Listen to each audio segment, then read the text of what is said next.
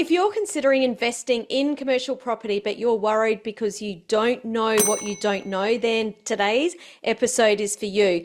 We're going to share the top 5 things that buyers always miss asking, but should be asking, so you can start your commercial property investing journey on the right foot. I'm your co-host for today, Samantha Riley, and I'm here with our resident commercial property expert, Mish Daniel. Mish, thanks for having me back again.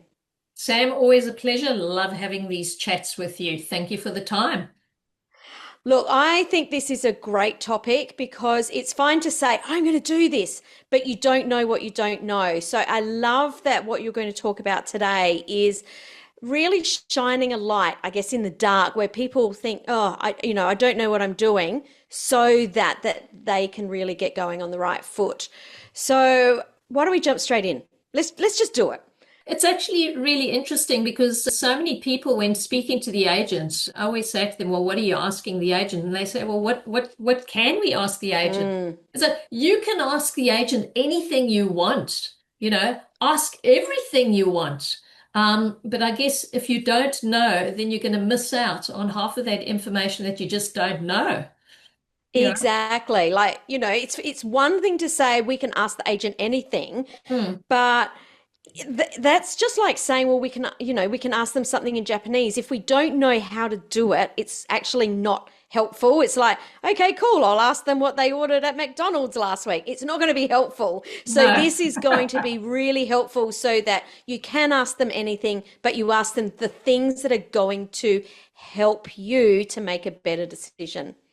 Just to throw a little summing in there, I actually keep lists of questions, and we keep lists and lists and lists of questions. And in fact, Sam, I think in our due diligence book, I've got a whole section of questions to ask agents, questions to ask tenants, all that kind of stuff. And those questions, they're fairly organic and make the conversation friendly and organic. You got to remember that agents are just people and they're just doing their job. They're just Absolutely. facilitating a need, and you want to find Yeah. out as much as possible.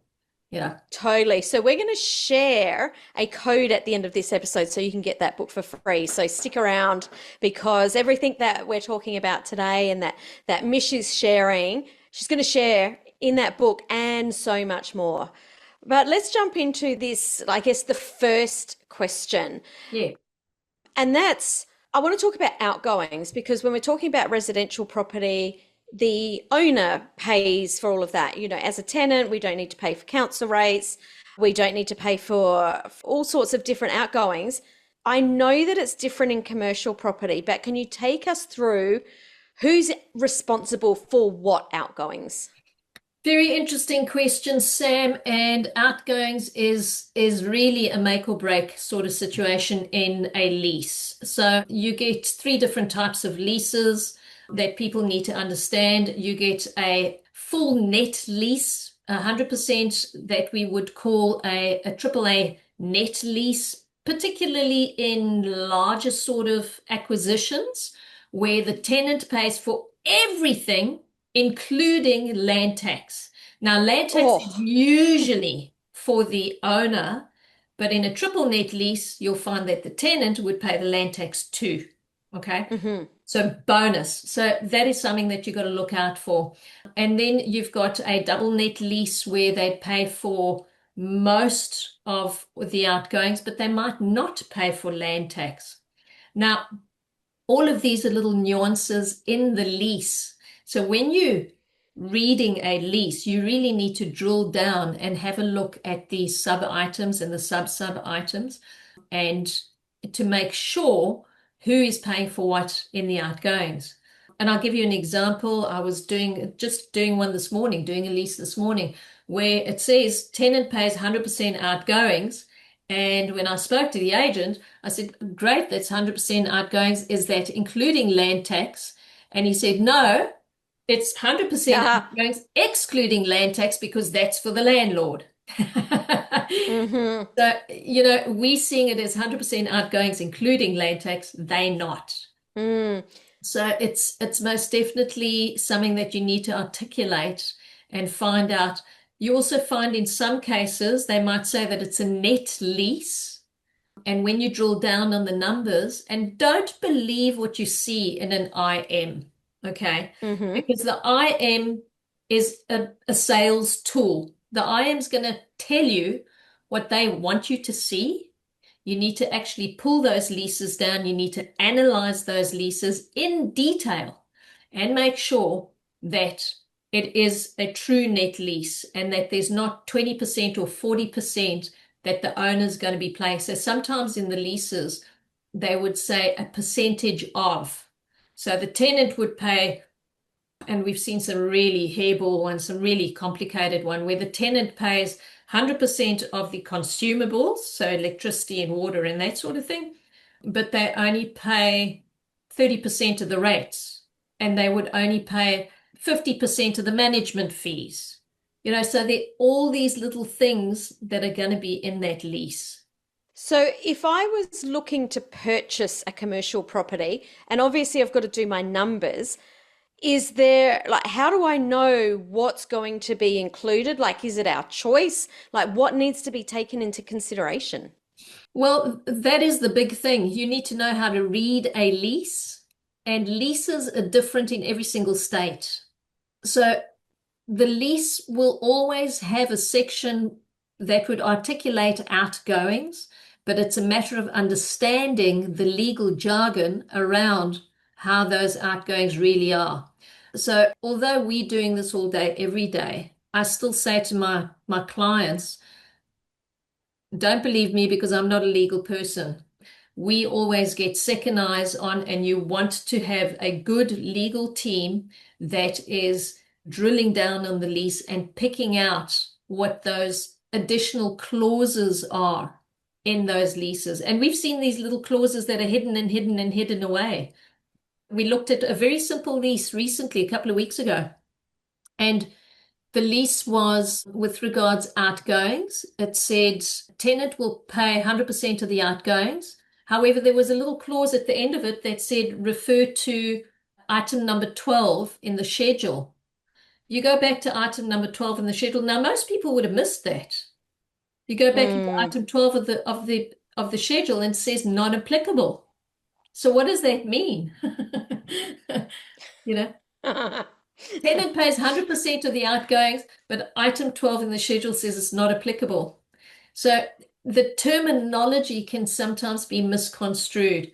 And Mm. the fact of the matter is that the agent was selling that as a net lease, to be quite honest. Mm-hmm. It was a Mm-hmm. gross lease because Mm. the Mm. buyer was paying all of those outgoings. And the property was worth about $1 million. It made a $60,000 difference in the value of that property. Mm. And they're numbers that we need to know about. Don't want to accidentally miss something like that. Correct, absolutely correct.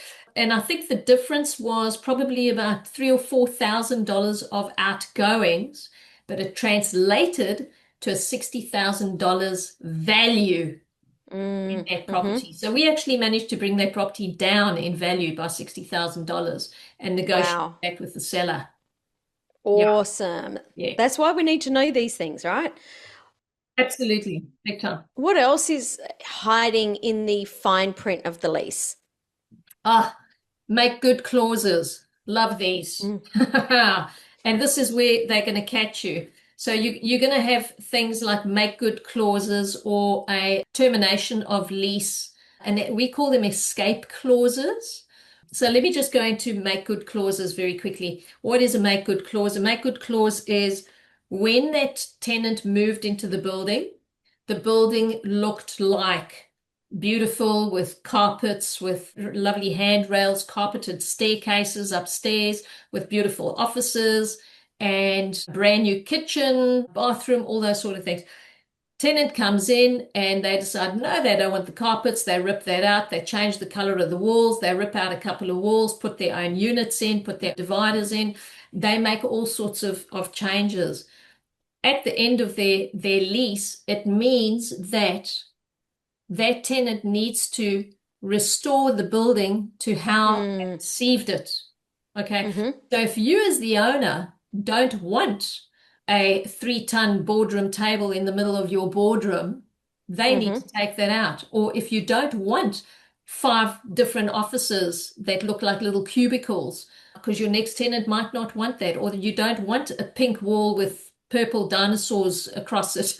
They, they need to paint that. They got to take Yeah. it back to what it was originally, and they need to clean the place and restore it. Now, here's the big thing, and this is what most people miss when they purchase a property.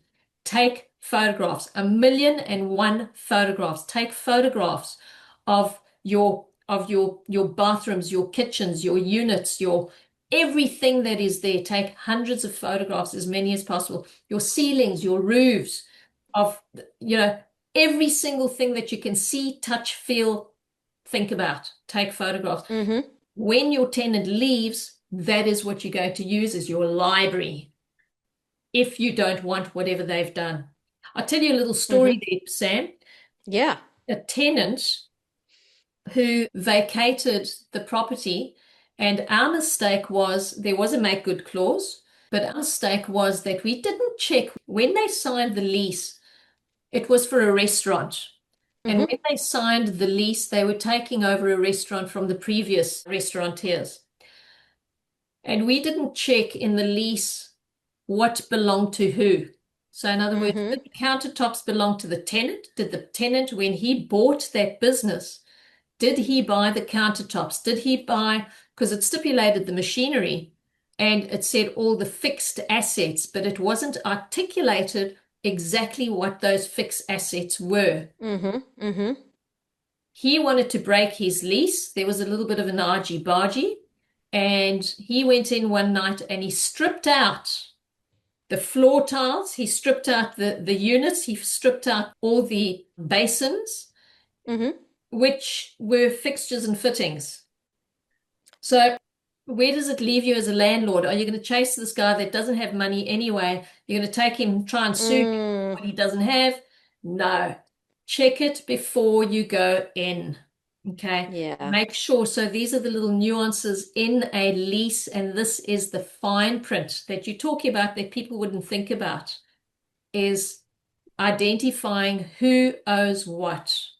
Yeah. And that's all Yeah. part that's going to lean on your make good clause when you break lease. Okay. Yeah. What about break clauses?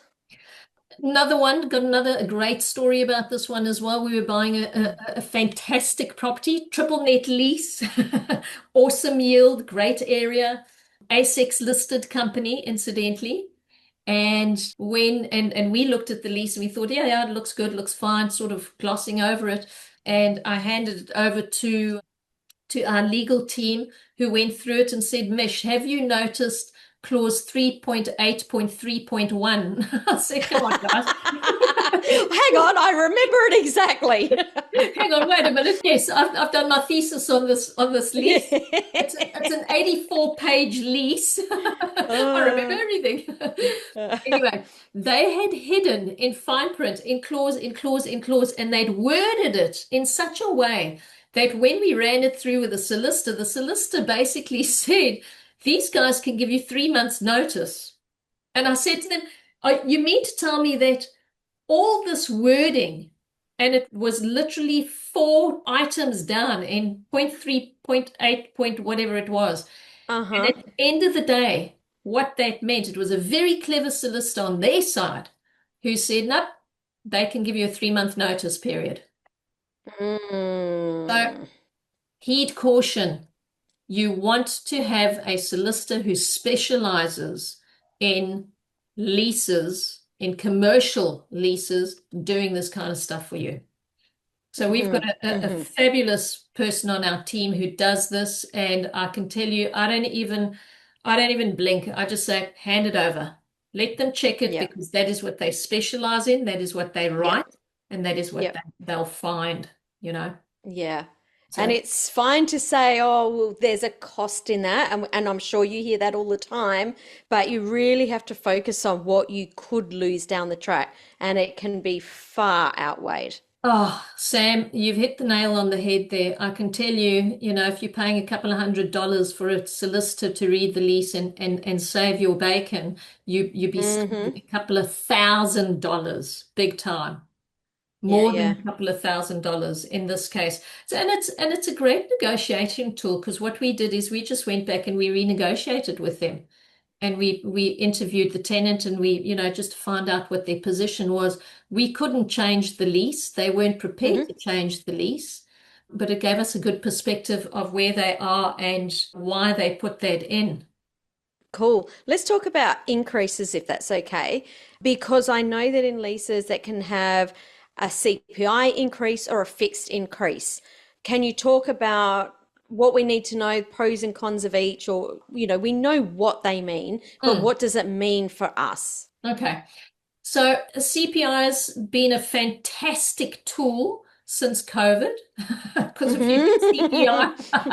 if you had CPI in your leases, your rentals would have doubled and quadrupled. However, we're at the top of the market right now, I believe, and CPIs are not necessarily the good thing because CPI is directly locked into the interest rate. So as the interest rate is dialing down, your CPI is going to be coming down with it.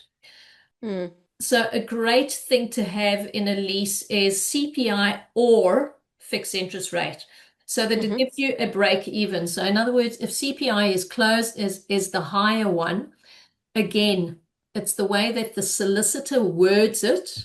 And this is something that you need to be aware of when you're reading those leases or you're having that lease read. Ask your solicitor, does it say CPI, fixed rate, whichever the greater is? Because if it doesn't Hmm. say that, then it leaves you in a gray area. But you really want it to say a 4% fixed rate or CPI, whichever is the greatest. Hmm. Okay, Hmm. so they've got legal terminology around that, so that you're 100% sure that you're going to be getting that increase as your lease progresses. Hmm. Yeah. Now I'm just going to chuck my 2 cents in here again, Sam. It's what you're here for. That incremental increase makes a huge difference in the value of your property. Because if you're purchasing a property that's, let's say, got a 5-year lease on it, and you're getting 4% per year, your property is going to be going up in value between 100 to 200,000 per year, depending on the value of the property. If it's $1 million property or thereabout, because you're getting that incremental increase. And this is what people in residential don't realize. And I Hmm. get asked this question a million times. You get that market growth because if you're purchasing a property that's giving you the market growth, you're getting that market growth automatically. But if you're getting your incremental increases, you're getting capital growth, which just overtakes market growth completely. Mm. All right, so we've talked about quite a few things, and I think the last piece in here is around excluded areas. So I've heard from you that you can lease a property, but it can have areas like the mezzanine not counted as rentable space. Okay. Share with us a little bit about this. Yeah, this is a really tricky one, and we've been really running around in circles around this one. Now, Squircles. literally, square mezzanine floors, square circles, man. I tell you, been an interesting one. What's happening at the moment is the lenders are getting very, let's say, particular about what is lettable space and what is not lettable space. Now, a lot of mezzanines are not registered mezzanines, which means if they're not council approved, the chances are if you're purchasing a property where, let's say, and I'm just going to take a property for $1 million. You're purchasing a property for $1 million, and there is 50 meters of mezzanine floor, which is not council approved. So often what happens is you find with those properties, they've got a mezzanine floor, which has been purpose built and council approved, and you're getting rental. No question about it, you're getting rental on it. But the tenant comes along or says to the owner, hey, I need an extra 50 meters. We've got space out the back. Can you build a mezzanine floor and I'll pay you rent on it? Yay, yippee you. You go and you build that mezzanine floor, but you don't bother to take it through council approvals. And what happens is you decide to sell that building. Now suddenly council's looking at it or the valuer is looking at it and they're saying, that's not approved. Mm. You can't charge rent for a section that is not council approved. You might have the engineering reports, you might have the Form 15 reports for it, you might have it engineered reports, but the way that they look at it, and the values, bearing in mind that the values work for the banks, okay? The banks want you to have as much skin in the game as possible, so they're going to throw that liability on you. If it is a mezzanine floor that you've put in and it's not council approved, legally you're not supposed to charge rent for it. However, if you have a tenant that is in that building and they want to use that space and you come to an agreement with them, sure, they can pay you for the use of the mezzanine floor. Risk and liability, that's a totally separate conversation. But if they're prepared to pay you for that, but you cannot put that on as your value or valuation of the property, so you're going to be dipping out there. So this is a little bit of a red flag when purchasing a property with mezzanine floors in it, to check what the certification on it is. It's really important to get people to help checking out these things, because leases that look profitable on paper could really bleed cash in reality. Absolutely. And your seller, I mean, we've seen countless examples of this where the seller comes along and they've had the property for 20 years and they've built mezzanine and good, solid, stable mezzanine floors, engineered mezzanine floors, and they've been charging rent on it. And they say, oh, we're collecting $200,000 worth of rent. And then we have a look at it and we say, but hang on, you've been charging rent on a floor that's not certified. It means that we're not going to approve. The property's going to lose value, and at the end of the day, it's going to be a loss to yourself. Ouch, ouch, ouch. Yeah, you got to be checking all of that beforehand. And again, it's something that you can negotiate pre-purchase. We've seen other circumstances in lettable area where somebody has used shared space. So in other words, at the back of the property, they had like a wide concreted area, and it was a body corporate area. And they got a permission from body corporate to use that area for packaging, for relaxation space, whatever it is. And they put a little awning over and they used that space. But then when they were selling it, they were selling that as rentable area. So So and it again, wasn't. no, they were adding it to their rental as rentable area, but effectively valuers are going to throw that out. So you're going to come short. Yeah. Oh, so much to learn. Let's talk about property management, because I know that property managers can really make or break your ROI. So can you talk to us about who's managing the property and how they're managing the property? What do we need to know here?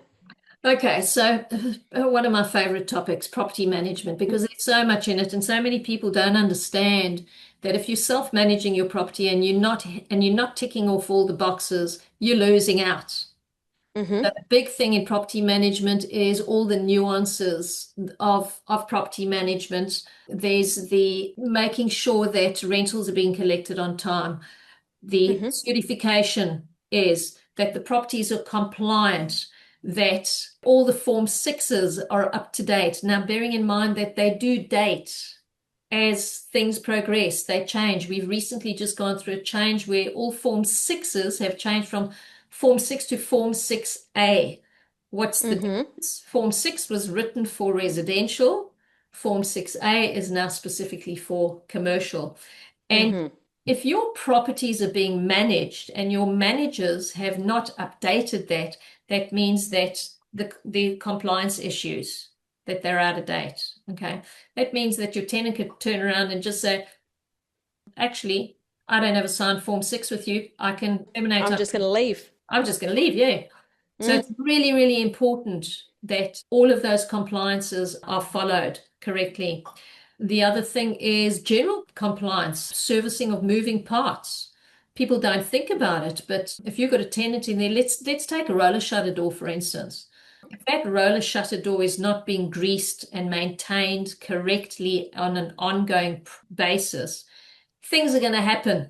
You know, the chain's going to go dry. It's going to get stuck in its rollers. If it's not being cleaned, it's accumulating dust and dirt.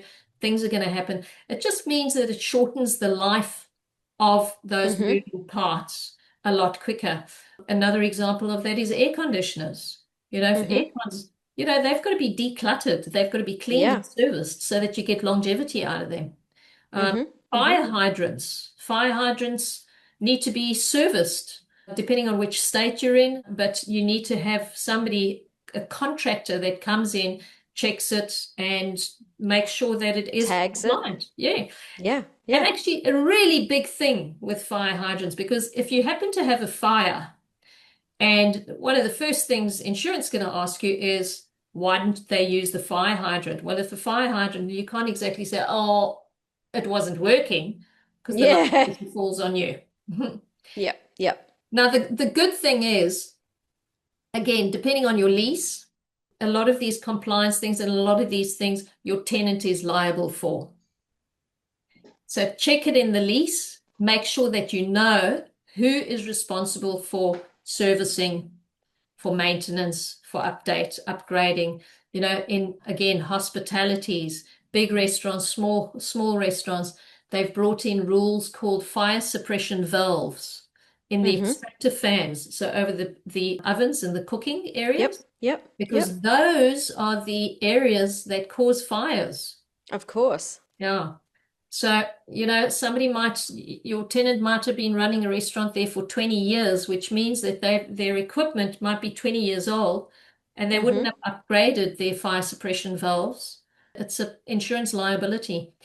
So Mm. your property managers need to know, they need to be asking those questions. They need to know what to ask. They need to be on top of your property just as much as what you. Mm. And what about rent adjustments? Is that up to the property manager as well to make sure that that's being looked at? 100%, Sam, 100%. And bearing in mind that, if the rental agents are not adjusting the rentals, it means that you are suffering loss of income, that you're not getting your rental increases, means that they're earning less as well, because Mm-hmm. if they're earning 3% or 6%, whatever it is on your management fees, they're going to be earning less. So it's vitally important. Most property management software would ping, they'd highlight which properties are coming up for renewals, Mm-hmm. which is great. However, I always like to put a note in my diary so that it reminds me to remind the Doesn't get property manager, missed. have you, Yep. yeah, have you done the Yeah. incremental increases and all of that? Because it's loss of revenue, you know. Absolutely. And if you want to sell that property and your property is 2 years behind, that means your rental is going to be 2 years lower than what it should be. Mm-hmm. You're going to be Yeah. losing value in the sale. It's loss of income. Yeah. So important to know and to stay on top of making sure that the people that are on your team are all up to date. Yeah, and have a talking relationship with your property managers. And like I say, the sophisticated software that they use nowadays should, it highlights all of this information that needs to be updated, and that's just a matter of them actually doing it and you checking in with them once every 6 months. If you've got Mm. a property that's pretty much, self-managed, just check in with them once every 6 months and just say, look, how it's going. Is the compliance up to date? Are we doing, when's our next rental interview? I mean, increase. And Sam, the other thing is that the most important thing is rental renewals. So often what happens Mm-hmm. is the property managers let the lease just go. A Yeah. good property manager is going to be jumping on 3 to 6 months before, depending on what's in the lease, Mm-hmm. be saying to the tenant, hey, you've got 6 months left in your lease. Are you staying? What are your plans? What are you planning on? This is vitally important to the longevity of your relationship with the tenant, number one. Mm-hmm. And also, if that tenant is going to terminate their lease, it gives you time to market the property Mm-hmm. to get another tenant in. Yeah. Yeah. That's so important. Let's now this episode we're talking about things that we should ask or things that buyers should always ask. And There is a question that I think is super obvious, but a lot of people don't ask it. What is that question, Mish? Why is the seller Yeah. selling this property? Yeah. I mean, it does sound really obvious, right? When you hear it, you're like, uh-huh. But I can understand why most people would forget to ask this. What's the real reason behind this property being sold? Same, and people are sometimes scared to ask this Mm-hmm. question. You know, it's one of the first questions that I would ask. And again, you've got to remember that the selling agent is not your friend. Yeah. The Yeah, selling because agent, they're working for the vendor. correct. You know, their job is to get the highest possible price as fast as possible for the vendor. So Mm-hmm. the vendor is maybe the vendor is going to skew the information a little bit or not give them the information Mm-hmm. that they need. And if you're not asking the agent to ask the vendor, then you're not going to get the answers. You know, Mm-hmm. I had a brilliant example of this week. In fact, we were negotiating a property. It was a multi-tenanted property, belonged to a couple for 20 odd years. They've been running their business there. And they said no, they want to continue the running the business, and they put a 5 + 5 + 5 on the lease. So they've Mm-hmm. done a lease back, red flag, lease back, red flag. Here it comes. Okay. They've put a 5 + 5 + 5. This looks great because it values the property up. Uh-huh. Okay. Whereas if they put a 2 year lease on it, then it wouldn't be as high valued. All right. Mm-hmm. Mm-hmm. And I had a look at this, and everything looked great and it looked fantastic, and good leases and good rental income and at market rate, so it wasn't exaggerated. And then I asked the question, how old is the couple that is selling this property? Mm-hmm. And he said, oh, yeah, they're in their late 50s, early 60s. I said, okay, so how long have they been running this business? 25 years, and they're so happy there and they want to carry on running it, forever. And I said, okay, so they're in their 60s. Let's take 60, for instance, and they put a 15-year projection of working in this business. That means they're going to be 75 years Mm-hmm. old, still running the same business. They've been running Yeah, this business. unlikely, right? Exactly. My point Yeah. exactly. Highly, highly unlikely. So what I'm seeing over and over and over and over and over again. I've got another magic question though. This is a really cheeky question to Yeah. ask the agent. When you find out that they put a 5 + 5 on and they're in their late 50s, early 60s, do they have a caravan? I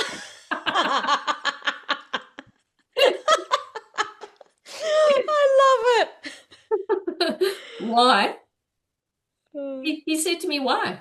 I said to him, because that's what people do. They cash Yeah. in their super, they sell their property, then they sell their business, then they jump in their Mm. caravan and they go traveling. Yes. So funny. So we Uh, see this 1,000 times over, really. mm, So always ask about who the sellers are, what are they, yeah. where they're going, who, what, how, where, and when. Yeah. Oh my goodness. Now, you've talked about a lot in this episode, and I know that you have so much more in your due diligence book. We mentioned at the beginning of the episode that you're going to share a code, which we're going to put in the show notes below, so that you can get a copy of that book for free. Is there anything that you want to share, Mish, about that book? I mean, you've proven in this episode that there's so much that we need to know about, but why do people want to get a copy of this book? Look, Sam, I've tried to cover as much as possible. Due diligence never ever ends. So, Mm, all of the things that I've been speaking to you about in this episode is different to any episodes that we might have done before on due diligence, because due diligence, it's a little bit like a thumbprint. It changes and mutates with every single property. And what I've tried to put into that book is as much as possible with my 35 years of experience of working in this field. I've tried to jam pack in as much as possible in conversations and things to look out for. So there aren't too many due diligence books around. I know there are 100 books on buying commercial real estate and all of that. We run courses. We've got online courses that you can jump in and go and purchase. They're relatively inexpensive. But if there's when purchasing commercial property, the one area that you are going to come unstuck is in your due diligence. Mm. So definitely go and download a copy of that book. And you're also, because we're talking about due diligence today, you're offering for free a due diligence consultation. Who exactly should book in for one of these calls, Mish? Look, if anybody listening to this that wants to buy commercial property or interested in commercial property, I'm telling you, the one area that's going to bite you is due diligence. If you want to ask me 1,000 questions about it or about purchasing commercial real estate, offering a free consultation, it's a relatively short consultation. If it sounds like something that you want to pursue, then we speak about it a little bit further. I'll send you some information. You review that information. When you're happy with it and you still want to go ahead, I give you the option to book a 45-minute discovery call, which is absolutely free of charge in addition to the first call. Okay, so That it's is kind of, awesome. we take you on the journey. It's a staged journey. I don't want people to come in if they're not 100% sure that Hmm. this is what they want. So we give you as much information up front, and I give you as much time as I possibly can. So that's 2 sessions that are 100% free of charge where you can book a call with me.